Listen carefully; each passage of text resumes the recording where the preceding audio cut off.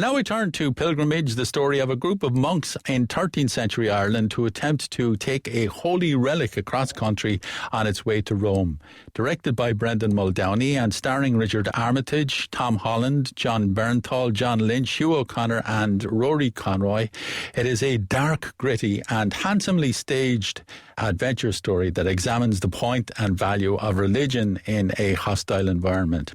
Pilgrimage will have its world premiere at the Galway Film Fleadh next week, and I spoke to Richard Armitage, the star of Peter Jackson's 3 Hobbit movies and TV spooks, about it yesterday. Richard, in Pilgrimage you play this 13th century Norman nobleman who's intent on foiling a group of monks who are escorting a sacred relic from Ireland to Rome. What attracted you to it? You know, I was really interested in the idea of occupation and, a warring family kind of coming out of Norman France and sort of finding themselves in Ireland and trying to somehow integrate themselves, but at the same time, the family is dying out, and this young prince is attempting to better himself by kind of thwarting the plan, and it's a very kind of selfish personal journey for this man, but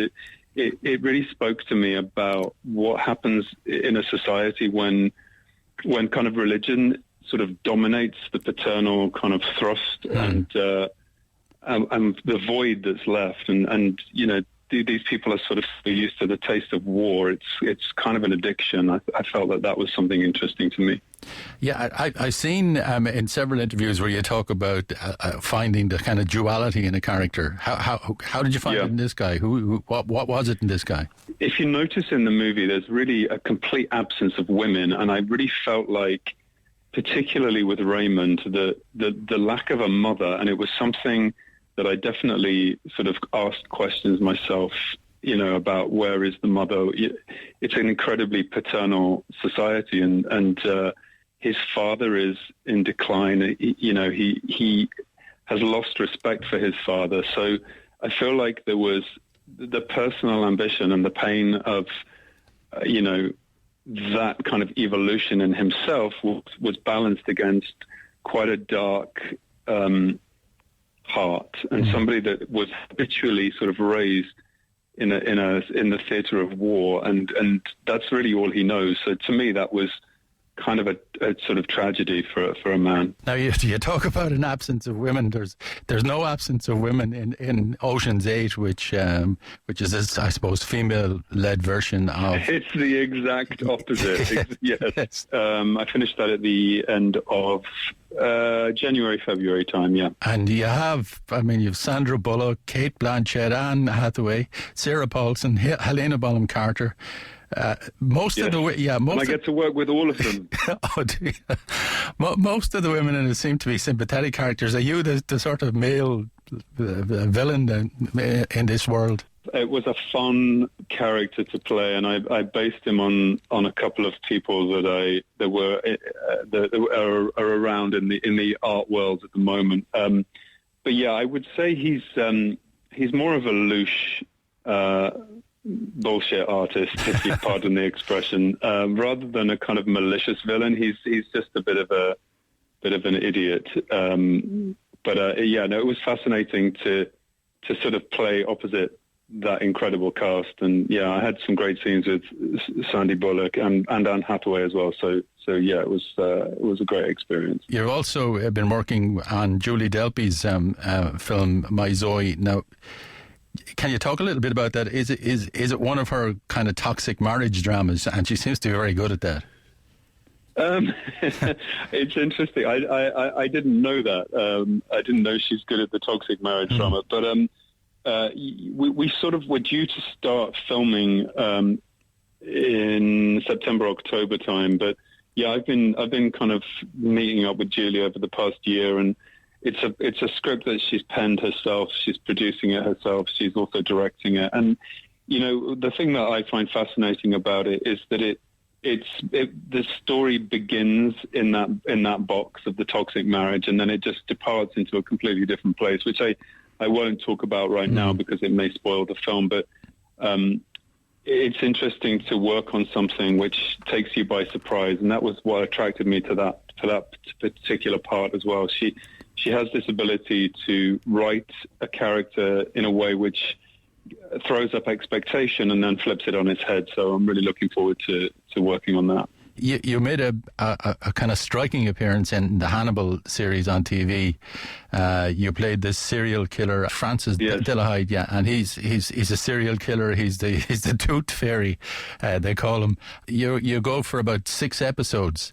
But that must have been fun, was it? It must have been interesting. You know what? I think it was probably one of the most challenging roles I've had in recent years, because I've always been very concerned about putting horror on film. But I read the book, that it was the original of the Hannibal stories, and again, it was fascinating that Harris created the idea of a serial killer, and he really went into the psychological depth of how that man was created from a child. And so, to me, that was fascinating. It was really just seeing how does an innocent little boy become this grotesque monster. And but it was tricky. I have to say, it was hard to play. Yeah, that's Thomas Harris who wrote the books. Thomas Harris, yeah. Yeah, you seem to be working, sort of moving very smoothly between stage, screen, big screen, small screen, even voiceovers. I mean, yeah, there's a lot of stuff there. Yeah, I'm always setting myself up for old age when the face isn't required on screen anymore, and I've only got my voice left. So.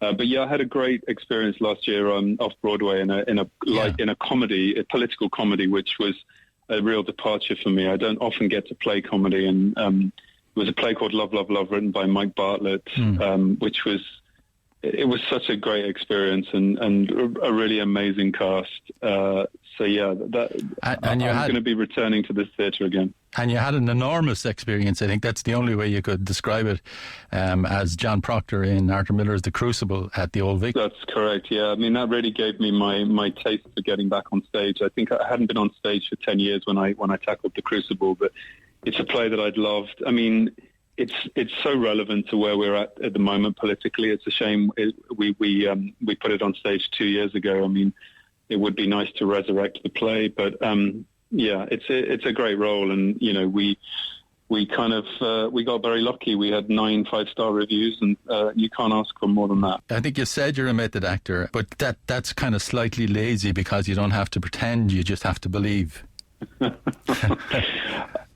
I don't really know. I mean, the one thing I do know is that I don't like kind of stepping in and out of character, and I don't like people seeing that it is a pretense. So I do tend to stay in the moment and with the character for the majority of the shoot. I just prefer it. It means concentrating all the time, at the expense of a laugh and a joke and a bit of social time offset, but I just prefer it.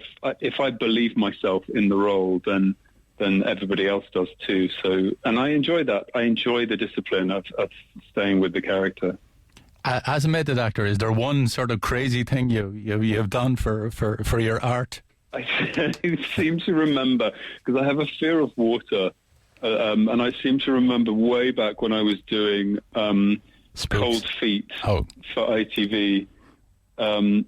I ended up taking an aquarobics class because I was supposed to be playing a swimming teacher, but I couldn't face the thought of doing some swimming lessons. So I was in a swimming pool taking an aquarobics class with a bunch of ladies. I see. So that wasn't the most thrilling thing I've ever done, but I recall it with humour.